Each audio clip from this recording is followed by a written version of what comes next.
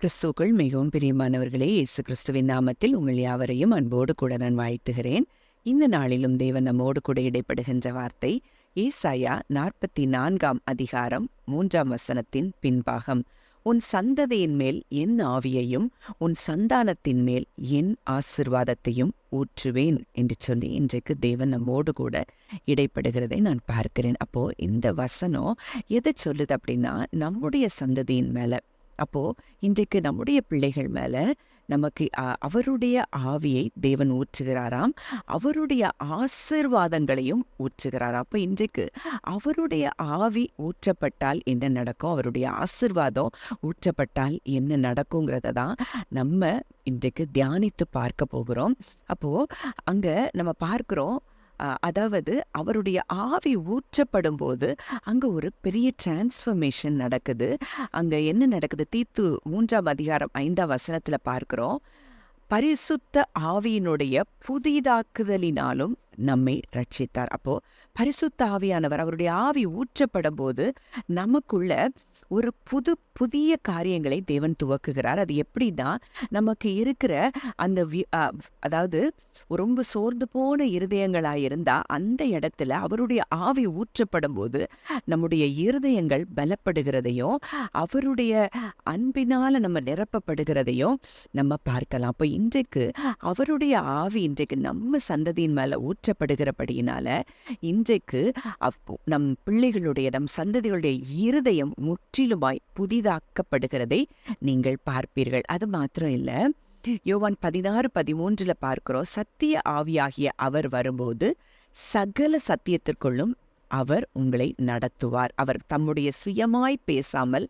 தாம் கேள்விப்பட்டவைகள் யாவையும் சொல்லி வரப்போகிற காரியங்களை உங்களுக்கு அறிவிப்பார். அப்போ இங்க ஆவியானவர் ஊற்றப்படும் போது நமக்கு என்ன நடக்குது அப்படின்னா, சகல சத்தியத்துக்குள்ள நடத்துவார். நம்ம ஒரு காட்லி டெசிஷன்ஸ் எடுக்கிறதற்கு இங்கே ஆவியானவர் நமக்கு உதவி செய்வார். அவருடைய சித்தத்தை அறிந்து கொள்ளுவதற்கும் ஆவியானவர் நமக்கு உதவி செய்வார். அப்போ இன்றைக்கு நம்ம பிள்ளைகளுடைய வாழ்க்கையில அந்த ஆவியானவர் ஊற்றப்படும் போது இந்த காரியங்களும் நடக்கும். முதலாவது நம்ம பார்த்தோம், அங்கே புதிதாகுதல் அங்கே சம்பவிக்கும். அடுத்ததா அங்க ஒரு கைடன்ஸும் விஸ்டமும் நம்ம பிள்ளைகளுக்கு ஊற்றப்படுகிறதை நீங்கள் பார்ப்பீர்கள். அடுத்தது அப்போஸ்தலர் 1:8 நம்ம பார்க்கிறோம், பரிசுத்தாவி உங்களிடத்தில் வரும்போது நீங்கள் பலனடைந்து எருசலேமிலும் யூதேயா முழுவதிலும் சமாரியாவிலும் பூமியின் கடைசி பரியந்தமும் எனக்கு சாட்சிகளாய் இருப்பீர்கள். அப்ப அந்த பரிசுத்த ஆவியானவர் ஊற்றப்படும் போது அங்க என்ன நடக்குதா? நமக்கு பலன் வருதா, நமக்கு டுனாமிஸ், நமக்கு பவர் கிடைக்குது. அதனால நம்ம வல்லமையாய் ஊழியம் செய்யக்கூடிய ஒரு கிருபையும் அங்கே ஆவியானவர் ஊற்றப்படும் போது நமக்கு கிடைக்கிற ஒரு ஸ்லாக்கியமாய் இருக்கிறது. அங்க ஹீலிங் நடக்குது, அங்க ப்ராஃபஸி அங்க சொல்றதை நம்ம பார்க்கிறோம்.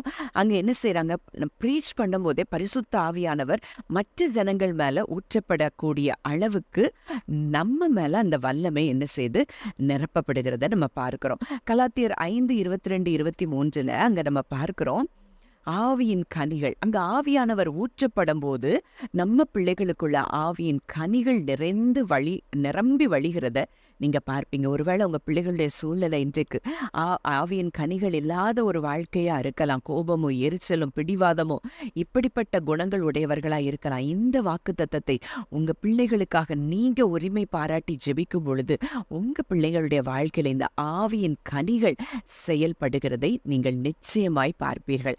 அடுத்ததா யோவான் 14 அதிகாரம் 16-17 நம்ம பார்க்கிறோம், நான் பிதாவை வேண்டிக் கொள்ளுவேன், அப்பொழுது என்றென்றைக்கும் உங்களுடனே கூட இருக்கும்படிக்கு சத்திய ஆவியாகிய வேறொரு தேற்றரவாளனை அவர் உங்களுக்கு தந்தருளுவார். உலகம் அந்த சத்திய ஆவியானவரை காணாமலும் அறியாமலும் இருக்கிறபடியால் அவரை பெற்றுக்கொள்ள மாட்டாது. அவர் உங்களுடனே வாசம் பண்ணி உங்களுக்குள்ளே இருப்பதால் நீங்கள் அவரை அறிவீர்கள்.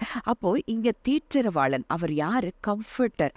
அவர் நமக்கு சோர்ந்து போகிற நேரத்துல எல்லாம் ஒரு சூப்பர் நேச்சுரல் பீஸ், இயற்கைக்கு அப்பாற்பட்ட சமாதானத்தையும் சந்தோஷத்தையும் ஆறுதலையும் நமக்கு கொடுக்கிறவராய், நம்மை பலப்படுத்துகிறவராய் அந்த இடத்துல ஆவியானவர் நம்ம பிள்ளைகளுக்காக செயல்படுகிறத நம்ம பார்க்க போகிறோம்.